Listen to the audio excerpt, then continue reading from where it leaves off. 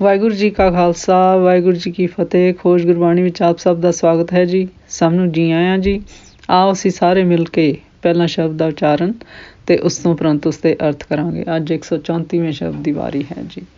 ਗੌੜੀ ਮਹੱਲਾ ਪੰਜਵਾਂ। ਦਇਆ ਮਿਆ ਕਰ ਪ੍ਰਾਨ ਪ੍ਰਤ ਮੋਰੇ, ਮੋਹ ਨਾਥ ਸਰਨ ਪ੍ਰਭ ਤੋਰੀ। ਅੰਧਕੂਪ ਮੇਂ ਹਾਥ ਦੇ ਰਾਖੋ, ਕੁਛ ਸਿਆਣਪ ਉਗਤ ਨ ਮੋਰੀ ਰਹਾਓ। दया में आकर कर प्राण पत मोरे, वो अनाथ शरण प्रभ तोरी। अंधकूप में हाथ दे राखो, कुछ सियानप उक्त न मोरी रहाओ। कर्ण करावन सब कुछ तुम ही, तुम समरथ नाई अनहोरी। तुमरी गतमत तुम ही जानी, से सेवक जिन पाग मिथोरी। अपने सेवक संग तुम प्रभ राते, ऊत पोत भगतन संग जोरी। प्रियो प्रियो नाम तेरा दर्शन चाहे, जैसे दृष्ट ओ चंद चकोरी। राम संत में भेद कुछ नाही, एक जन कई मैं लाख करोरी। जाके ही ये प्रगट सब होआ, अंधन कीर्तन रसर मोरी। तुम समरथ अपार अत ऊंचे, सुखदाते प्रभ प्राण अधोरी। नानक क्यों प्रभ कृपा कीजे, नानक क्यों प्रभ कीजे कृपा। उन संतन के संग सगोरी।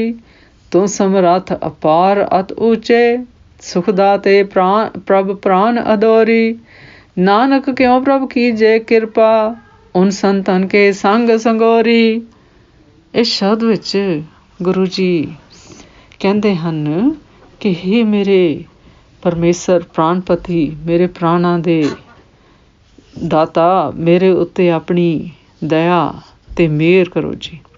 फिर गुरु जी कहते हैं हे परमेसर, मैं अनाथ नूं, निमाणे नूं गुरशब्द गुरबाणी नाम सिमरन रूप तेरे चरनां विच शरणी आया हाँ जी। फिर गुरु जी कहते हैं मैनू मोह माया दे अन्ने खूह विचों अपना हथ दे के कढ लवो जी, क्योंकि मेरी कोई सियाणप कोई दलील काम नहीं कर सकती जी। भाव हे परमेसर अपनी मेहर किरपा करके मैनू मायावी विकारां तो बाहर कढ लवो जी। फिर गुरु जी कहते हैं हे परमेसर हरि, इस सृष्टि विच सब कुछ करन कराउण वाले सब कुछ तुसी आप ही हो जी। तुसी ही समर्थ शक्तिवान हो जी। फिर गुरु जी कहते हैं अते तुहाडा वर्गा होर कोई समर्थ नहीं जी। फिर गुरु जी कहते हैं हे परमेसर गतमित दी अवस्था तुसी आप ही जानी है जी, ते आप ही इसका भेद ਤੁਹਾਨੂੰ ही पता है जी। इसका भेद तुसी ही ਲੱਭ सकते हो जी। फिर गुरु जी कहते हैं ਤੁਹਾਡੇ ਉਹ ਸੇਵਕ ਗੁਰਮੁਖ ਗੁਰਸ਼ਬਦ ਗੁਰਬਾਣੀ ਨਾਮ ਸਿਮਰਨ ਦੁਆਰਾ ਉਹ ਗੁਰਮੁਖੀ ਬਣਦੇ ਹਨ ਜੀ, ਜਿਨ੍ਹਾਂ ਦੇ ਮੱਥੇ ਉੱਤੇ ਤੁਸੀਂ ਚੰਗੇ ਭਾਗ ਲਿਖ ਦਿੱਤੇ ਹਨ ਜੀ। ਫਿਰ ਗੁਰੂ ਜੀ ਕਹਿੰਦੇ ਹਨ ਹੇ ਪਰਮੇਸ਼ਰ, ਤੁਸੀਂ ਆਪਣੇ ਗੁਰਮੁਖ ਸੇਵਕਾਂ ਨਾਲ ਰੱਤੇ ਹੋਏ ਹੋ ਜੀ। ਫਿਰ ਗੁਰੂ ਜੀ ਕਹਿੰਦੇ ਹਨ ਹੇ ਪਰਮੇਸ਼ਰ ਊਤ ਪੋਤ ਭਗਤਨ ਸੰਗ, ਭਾਵ ਤਾਣੇ ਪੇਟੇ ਵਾਂਗ ਆਪਣੀ ਪ੍ਰੀਤ ਗੁਰਮੁਖ ਭਗਤਾਂ ਨਾਲ ਜੋੜੀ ਹੋਈ ਹੈ ਜੀ। ਫਿਰ ਗੁਰੂ ਜੀ ਕਹਿੰਦੇ ਹਨ ਜੋ ਤੁਹਾਡੇ ਭਗਤ ਹਨ ਜੀ, ਉਹ ਗੁਰਮੁਖ ਭਗਤ ਤੁਹਾਡਾ ਪਿਆਰਾ ਗੁਰਸ਼ਬਦ ਗੁਰਬਾਣੀ ਨਾਮ ਸਿਮਰਨ ਤੇ ਪਿਆਰੇ ਦਰਸ਼ਨ ਉਸੇ ਤਰ੍ਹਾਂ ਹੀ ਚਾਹੁੰਦੇ ਹਨ ਜਿਸ ਤਰ੍ਹਾਂ ਚਕੋਰ ਦੀ ਪ੍ਰੀਤ ਪਿਆਰ ਚੰਨ ਨਾਲ ਹੁੰਦੀ ਹੈ ਜੀ। ਫਿਰ ਗੁਰੂ ਜੀ ਕਹਿੰਦੇ ਹਨ ਪਰਮੇਸ਼ਰ ਰਾਮ ਅਤੇ ਰਾਮ ਦੇ ਸੰਤ ਵਿੱਚ ਕੋਈ ਭਿੰਨ ਭੇਦ ਨਹੀਂ ਹੈ ਜੀ। ਭਾਵ ਗੁਰਮੁਖਾਂ ਨੂੰ ਜੋ ਗੁਰਸ਼ਬਦ ਗੁਰਬਾਣੀ ਨਾਮ ਸਿਮਰਨ ਦੁਆਰਾ ਪਰਮੇਸ਼ਰ ਨਾਲ ਲੱਗਦੇ ਹਨ, ਗੁਰਮਤ ਅਪਣਾਉਂਦੇ ਹਨ, ਫਿਰ ਪਰਮੇਸ਼ਰ ਅਤੇ ਗੁਰਮੁਖਾਂ ਦੇ ਵਿੱਚ ਕੋਈ ਭਿੰਨ ਭੇਦ ਨਹੀਂ ਰਹਿੰਦਾ ਜੀ। ਫਿਰ ਗੁਰੂ ਜੀ ਕਹਿੰਦੇ ਹਨ ਕਈ ਲੱਖਾਂ ਕਰੋੜਾਂ ਦੀ ਗਿਣਤੀ ਵਿੱਚੋਂ ਅਜਿਹਾ ਗੁਰਮੁਖ ਕੋਈ ਇੱਕ ਅੱਧਾ ਜਾਨੀ ਹੋਵੇਗਾ ਜੀ, ਜਿਨ੍ਹਾਂ ਗੁਰਮੁਖਾਂ ਦੇ ਹਿਰਦੇ ਵਿੱਚ ਪਰਮੇਸ਼ਰ ਦਾ ਗੁਰਸ਼ਬਦ ਗੁਰਬਾਣੀ ਨਾਮ ਸਿਮਰਨ ਪ੍ਰਗਟ ਹੋ ਗਿਆ ਹੋਵੇ। ਭਾਵ ਜੇ ਉਹ ਚੰਗੇ ਭਾਗਾਂ ਵਾਲੇ ਭਗਤ ਗੁਰਮੁਖ ਹਨ ਜੀ, ਜਿਨ੍ਹਾਂ ਦੇ ਅੰਦਰ, ਜਿਨ੍ਹਾਂ ਦੇ ਹਿਰਦੇ ਵਿੱਚ, ਮਨ ਤਨ ਮਨ ਵਿੱਚ ਗੁਰਸ਼ਬਦ ਗੁਰਬਾਣੀ ਨਾਮ ਸਿਮਰਨ ਨਾਲ ਦਿਲ ਲੱਗਾ ਹੋਵੇ ਜੀ, ਫਿਰ ਵਸ ਗਿਆ ਹੋਵੇ ਜੀ। ਫਿਰ ਗੁਰੂ ਜੀ ਕਹਿੰਦੇ ਉਹ ਗੁਰਮੁਖ, ਫਿਰ ਗੁਰਮੁਖ ਸੰਤ ਦਿਨ ਰਾਤ ਆਪਣੀ ਰਸਨਾ ਨਾਲ ਆਪਣੇ ਜੀਵਨ ਵਿੱਚ ਪਰਮੇਸ਼ਰ ਦਾ ਗੁਰਸ਼ਬਦ ਗੁਰਬਾਣੀ ਨਾਮ ਕੀਰਤਨ ਕਰਦੇ ਰਹਿੰਦੇ ਹਨ ਜੀ। ਫਿਰ ਗੁਰੂ ਜੀ ਕਹਿੰਦੇ ਹਨ, ਹੇ ਮੇਰੇ ਪ੍ਰਾਣਾਂ ਦੇ ਆਸਰੇ ਸੁਖ ਦਾਤੇ ਪਰਮੇਸ਼ਰ, ਤੁਸੀਂ ਸਰਬ ਕਲਾ ਸਮਰੱਥ ਬੇਅੰਤ ਅਤੇ ਅਤ ਉੱਚੇ ਸੁਖ ਦਾਤੇ ਹੋ ਜੀ।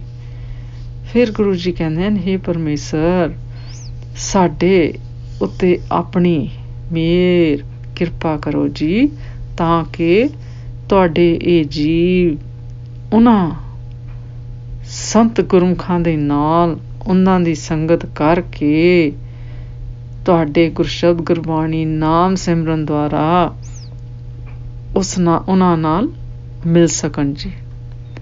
ਇਸ ਸ਼ਬਦ ਦਾ ਸਾਰ ਇਸ ਤਰ੍ਹਾਂ ਕਰੀਏ ਜੀ। ਇਸ ਸ਼ਬਦ ਵਿੱਚ ਗੁਰੂ ਜੀ ਸਾਨੂੰ ਇਸ ਤਰ੍ਹਾਂ ਦੱਸਦੇ ਹਨ ਕਿ ਅਨਾਥ ਭਾਵ ਨਿਮਾਣੇ ਬਣ ਕੇ ਪਰਮੇਸ਼ਰ ਪਾਸੋਂ ਦਇਆ, ਮਿਹਰ ਤੇ ਕਿਰਪਾ ਕਿਸ ਦੀ ਅਰਦਾਸ ਕਰਨੀ ਹੈ ਜੀ। ਫਿਰ ਗੁਰੂ ਜੀ ਕਹਿੰਦੇ ਹਨ, ਆਪਣੀ ਅਸਮਰੱਥਾ ਪ੍ਰਗਟਾਉਣੀ ਹੈ ਕਿ ਅਸੀਂ ਉਸ ਦੇ ਕਾਬਿਲ ਨਹੀਂ ਹਾਂ ਜੀ। ਇਹ ਤੁਸੀਂ ਪਰਮੇਸ਼ਰ, ਤੁਸੀਂ ਆਪਣੀ ਹੀ ਮਿਹਰ ਕਰਨੀ ਹੈ ਤੇ ਤਾਂ ਹੀ ਸਾਡੇ ਮਨ ਗੁਰਸ਼ਬਦ ਗੁਰਬਾਣੀ ਨਾਮ ਸਿਮਰਨ ਵਿੱਚ ਲੱਗ ਸਕਣਗੇ ਜੀ। ਇਹ ਸਾਡਾ ਪਹਿਲਾ ਕਰਮ ਹੈ ਜੀ, ਭਾਵ ਪਹਿਲਾ ਮੂਲ ਹੈ ਜੀ। ਫਿਰ ਗੁਰੂ ਜੀ ਕਹਿੰਦੇ ਹਨ, ਪਰਮੇਸ਼ਰ ਦੇ ਗੁਰਸ਼ਬਦ ਗੁਰਬਾਣੀ ਨਾਮ ਸਿਮਰਨ ਦੁਆਰਾ ਚਰਨਾਂ ਵਿੱਚ ਇਉਂ ਬੇਨਤੀ ਕਰਨੀ ਹੈ ਕਿ ਇਹ ਪਰਮੇਸ਼ਰ, ਅਸੀਂ ਤੁਹਾਡੇ ਅਣਜਾਣ ਬੱਚੇ ਹਾਂ ਜੀ। ਫਿਰ ਗੁਰੂ ਜੀ ਕਹਿੰਦੇ ਹਨ, ਇਹ ਸੰਸਾਰ ਦੇ ਭੀੜ ਭੜੱਕੇ ਵਿੱਚ ਤੁਸੀਂ ਸਾਡੀ ਬਾਂਹ ਫੜੋ ਜੀ, ਤੇ ਅਸੀਂ ਤਾਂ ਹੀ ਇਸ ਸੰਸਾਰ ਰੂਪੀ ਮੇਲੇ ਵਿੱਚੋਂ ਸੌਖੇ ਲੰਘ ਸਕੀਏ ਜੀ। ਭਾਵ ਤੁਸੀਂ ਸਾਡੀ ਤੇ ਕਿਰਪਾ ਕਰੋ ਜੀ ਕਿ ਅਸੀਂ ਗੁਰਸ਼ਬਦ ਗੁਰਬਾਣੀ ਨਾਮ ਸਿਮਰਨ ਦੁਆਰਾ ਤੁਹਾਡੇ ਨਾਲ ਜੁੜ ਸਕੀਏ ਜੀ। ਫਿਰ ਗੁਰੂ ਜੀ ਕਹਿੰਦੇ ਹਨ, ਜੇ ਤੁਸੀਂ ਸਾਡੀ ਬਾਂਹ ਛੱਡ ਦਿੱਤੀ, ਭਾਵ ਕਿ ਜੇ ਤੁਸੀਂ ਆਪਣੀ ਕਿਰਪਾ ਨਾ ਕੀਤੀ ਤਾਂ ਅਸੀਂ ਰੁੱਲ ਜਾਵਾਂਗੇ, ਭਾਵ ਵਿਕਾਰਾਂ ਵਿੱਚ ਹੀ ਫਸੇ ਰਵਾਂਗੇ ਤੇ ਸਾਡਾ ਫਿਰ ਬੁਰੇ ਹਾਲ ਹੋਣਗੇ ਜੀ। ਫਿਰ ਗੁਰੂ ਜੀ ਕਹਿੰਦੇ ਹਨ, ਪਰਮੇਸ਼ਰ, ਤੁਹਾਡੀ ਗਤ ਮਿੱਤ ਤੁਸੀਂ ਆਪ ਹੀ ਜਾਣਦੇ ਹੋ ਜੀ ਕਿ ਸੰਸਾਰੀ ਜੀਵਾਂ ਨੂੰ, ਗੁਰਮੁਖਾਂ ਨੂੰ ਕਿਸ ਤਰ੍ਹਾਂ ਗੁਰਸ਼ਬਦ ਗੁਰਬਾਣੀ ਨਾਮ ਸਿਮਰਨ ਦੁਆਰਾ ਤਾਰਨਾ ਹੈ ਜੀ। ਇਹ ਰਹੱਸ ਦਾ ਰੰਗ ਉਹੀ ਗੁਰਮੁਖ ਸੇਵਕ ਮਾਣ ਸਕਦੇ ਹਨ ਜੀ, ਜਿਨ੍ਹਾਂ ਗੁਰਮੁਖਾਂ ਨੇ ਆਪਣਾ ਤਨ ਮਨ ਧਨ ਸਭ ਕੁਛ ਗੁਰਸ਼ਬਦ ਗੁਰਬਾਣੀ ਨਾਮ ਸਿਮਰਨ ਦੇ ਅਰਪਣ ਕਰ ਦਿੱਤਾ ਹੋਵੇ ਜੀ। ਭਾਵ ਗੁਰਸ਼ਬਦ ਗੁਰਬਾਣੀ ਨਾਮ ਸਿਮਰਨ ਦੁਆਰਾ ਉਹ ਆਪਣੇ ਹਰ ਮੂਲ ਨੂੰ ਪਛਾਣ ਕੇ ਪਰਮੇਸ਼ਰ ਨਾਲ ਲੱਗੇ ਹਨ ਜੀ, ਪਰਮੇਸ਼ਰ ਦੇ ਭਾਣੇ ਨੂੰ ਸਮਝਦੇ ਹਨ ਜੀ। ਭਾਵ ਆਪਣਾ ਆਪ ਛੱਡ ਕੇ ਪਰਮੇਸ਼ਰ ਦੇ ਚਰਨਾਂ ਵਿੱਚ ਲੱਗੇ ਹਨ ਜੀ। ਫਿਰ ਗੁਰੂ ਜੀ ਕਹਿੰਦੇ ਆ, ਦਰਸ਼ਨ ਚਾਹ ਨੂੰ ਚੰਦ ਤੇ ਚਕੋਰ ਵਾਲੀ ਨਿਰਾਲੀ ਪ੍ਰੀਤ ਪਿਆਰ ਨਾਲ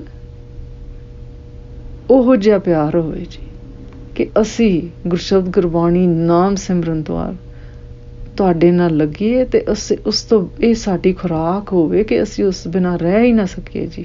ਇੰਨਾ ਪਿਆਰ, ਇੰਨੀ ਪ੍ਰੀਤ ਹੋ ਜਾਵੇ ਜੀ। ਫਿਰ ਗੁਰੂ ਜੀ ਕਹਿੰਦੇ ਹਨ, ਇਸ ਸ਼ਬਦ ਦੇ ਅੰਤ ਵਿੱਚ ਗੁਰਮੁਖਾਂ ਰੂਪ ਸੰਤਾਂ ਦੀ ਸੰਗਤ ਵਿੱਚ ਗੁਰਮੁਖ ਗੁਰਸ਼ਬਦ ਗੁਰਬਾਣੀ ਨਾਮ ਸਿਮਰਨ ਦੇ ਨਾਲ ਉਹਨਾਂ ਦਾ ਸਾਥ ਮਿਲੇ। ਇਸ ਲਈ ਅਰਦਾਸ ਬੇਨਤੀ ਕਰਨੀ ਹੈ ਜੀ, ਕਿਉਂਕਿ ਪਰਮੇਸ਼ਰ ਰਾਮ ਅਤੇ ਉਸ ਦੇ ਸੰਤ ਵਿੱਚ ਕੋਈ ਭੇਦ ਭਿੰਨ ਨਹੀਂ ਹੁੰਦਾ ਜੀ। ਭਾਵ ਜੋ ਗੁਰਮੁਖ ਗੁਰਸ਼ਬਦ ਗੁਰਬਾਣੀ ਨਾਮ ਸਿਮਰਨ ਨਾਲ ਜੁੜਦੇ ਹਨ ਜੀ, ਉਹਨਾਂ ਦੀ ਸੰਗਤ ਕਰਨ ਨਾਲ ਅਤੇ ਪਰਮੇਸ਼ਰ ਦੇ ਨਾਲ ਕੋਈ ਭਿੰਨ ਭਾਵ ਨਹੀਂ ਹੈ ਜੀ, ਕਿਉਂਕਿ ਗੁਰਸ਼ਬਦ ਗੁਰਬਾਣੀ ਨਾਮ ਸਿਮਰਨ ਉਹਨਾਂ ਦੇ ਅੰਦਰ ਵਸਿਆ ਹੋਇਆ ਹੈ ਜੀ, ਅਤੇ ਉਹ ਇੱਕ ਪਰਮੇਸ਼ਰ ਦਾ ਹੀ ਹਿੱਸਾ ਹਨ ਜੀ, ਜਿਸ ਨਾਲ ਅਸੀਂ ਵੀ ਜੁੜਨਾ ਹੈ ਜੀ।